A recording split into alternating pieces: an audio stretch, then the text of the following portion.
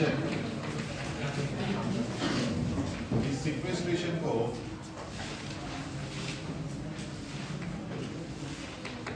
Boiler conditioning भी बोलते हैं।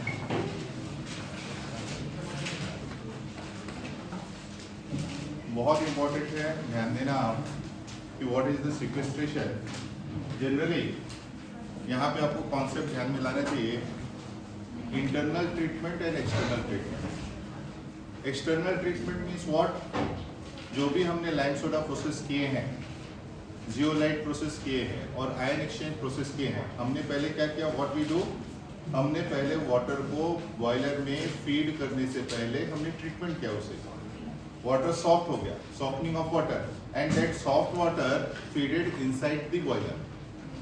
इसे हम एक्सटर्नल ट्रीटमेंट कहेंगे, क्योंकि बॉयलर के externally we treated first and then feed the water.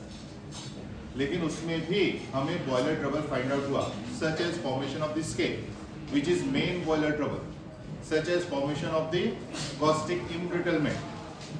Is this clear? To avoid such type of the boiler trouble, हम अब internal treatment सीखने जा रहे हैं। What is mean by the internal treatment? अब हम boiler के water को पहले treatment करने की बजाय वो treated water जो feed हुआ है, अगर उसमें somewhat amount of impurities है, कुछ impurities बाकी रह गई है, तो boiler के अंदर ही कुछ केमिकल्स ऐड ऑन करेंगे जिससे उसमें स्केल फॉर्मेशन ना होने पाए। जो सबसे बड़ा बॉयलर ट्रबल है वो स्केल फॉर्मेशन ना होने पाए। ऐसे ट्रीटमेंट को क्या बोलते हैं, इंटरनल ट्रीटमेंट। ऐसे ट्रीटमेंट को क्या बोलते हैं, सिक्वेस्ट्रेशन, और इसे ही क्या कहते हैं, boiler conditioning. What it mean by the sequestration, here the metal ions, कौन से मेटल आयंस है हमारे पास, जो calcium, okay, calcium and magnesium. यहाँ पे मेनली फोकस है कैल्शियम सल्फेट का, lock by adding chemicals so that it cannot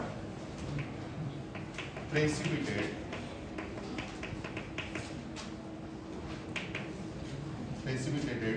in the form of solid deposit। इसे ही हम सॉलिड डिपॉजिट को क्या बोलते हैं, स्केल। हम कुछ केमिकल्स ऐसे ऐड करेंगे बॉयलर के अंदर, बॉयलर फीडेड वाटर में, कि वो कैल्शियम ये लॉक हो जाएगा और ये कैल्शियम सल्फेट के फॉर्म में डिपॉजिट नहीं होगा। Is this clear?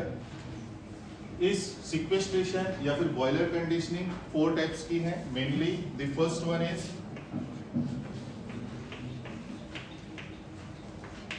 Carbonate conditioning, whereas the second one phosphate conditioning,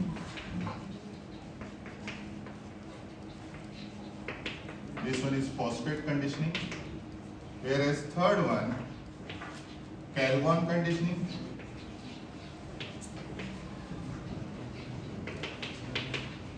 and lastly yes colloidal conditioning।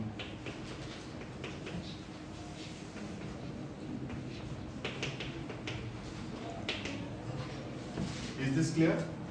There is the 4 types of the conditioning: carbonate conditioning, phosphate conditioning, Calgon conditioning and colloidal conditioning। Out of this one by one we will discuss here।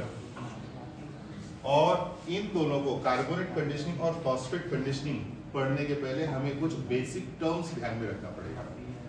These basic terms are, the first one is solubility product, solubility product।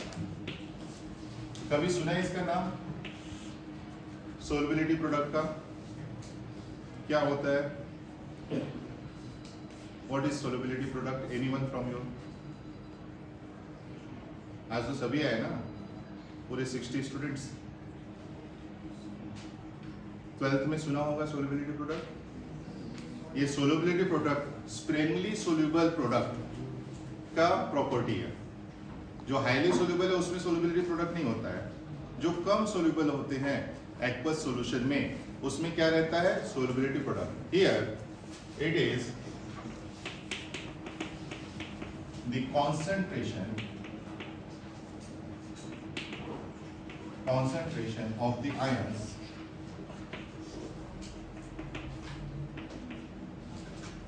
just before it start its precipitation।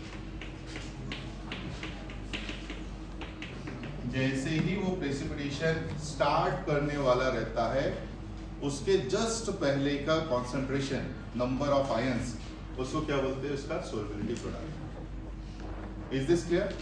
मतलब that means saturated solution हो चुका, अब ये क्या करेगा, solution just precipitate होगा। और वहीं पे दूसरी टर्म है ionic product. Ionic product what it mean by, किसी को पता है? Ionic product means what? Yes, जब सोल्युबिलिटी प्रोडक्ट में हम इसको लिमिट लगा दिए, कौन सी लिमिट लगा दिए कि जस्ट प्रेसिपिटेशन स्टार्ट होने वाला है, उतनी लिमिट लग गई इसकी। हाँ, ionic product means actual concentration of ions in the solution at given time. Is this clear? इसमें लिमिट है और इसमें एग्जैक्ट कॉन्सेंट्रेशन क्या है वो पता चलता है, दोनों में इतना ही अंतर है, exact concentration of the ions. अब इन दोनों के बीच क्या, मतलब concentration of the solubility product और कॉन्सेंट्रेशन ऑफ आयनिक प्रोडक्ट ये तय करेगा कि प्रेसिपिटेशन होगा कि नहीं होगा। इनके बीच का रिलेशन तय करेगा कि इसमें कोई भी सॉल्यूशन में प्रेसिपिटेशन फॉर्म होगा या नहीं होगा या कब होगा। Is this clear? For example, अगर कॉन्सेंट्रेशन ऑफ सोल्युबिलिटी प्रोडक्ट, इसका concentration is greater than concentration of ionic product. Okay, एक ये कंडीशन हो सकती है। इस कंडीशन में जो भी सॉल्यूशन रहेगा that solution is unsaturated solution, unsaturated solution। is this clear? उसको कौन सा सॉल्यूशन बोलेंगे हम, unsaturated solution। अगर here solubility product exact equal to its ionic product, so what it means, here we get saturated solution, we get saturated solution। now this one is clear, up to this one is clear। और हमें क्या नहीं चाहिए, अब scale बनने के लिए हमें कैल्शियम सल्फेट का प्रेसिपिटेशन नहीं चाहिए। उसमें अब ये जो तीसरी लाइन लिख रहा हूं, that one is most important। here precipitation बनने के लिए क्या है, अगर इसका सोल्युबिलिटी प्रोडक्ट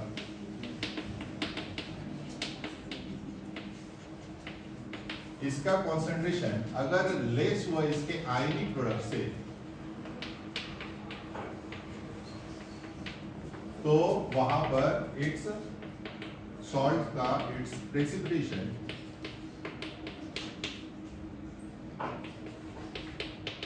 स्टार्ट्स। इसका प्रेसिपिटेशन बनना तय। क्यों?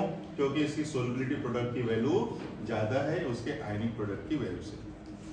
मतलब यहां पर क्या हो गया, इसकी सोल्युबिलिटी लिमिट जल्दी अचीव हो गई। जो भी सॉल्ट फॉर्म होगा, जिस भी सॉल्ट का प्रेसिपिटेशन फॉर्म होगा, उसकी सोल्युबिलिटी लिमिट जल्दी अचीव हो गई एज कंपेयर टू इट्स की आयनिक प्रोडक्ट से। On the basis of this theory ये दो हम कार्बोनेट कंडीशनिंग और फॉस्फेट कंडीशनिंग समझेंगे। Is this clear? आया समझ में? आप पहले इतना कवर अप कर लो, then I discuss the carbonate.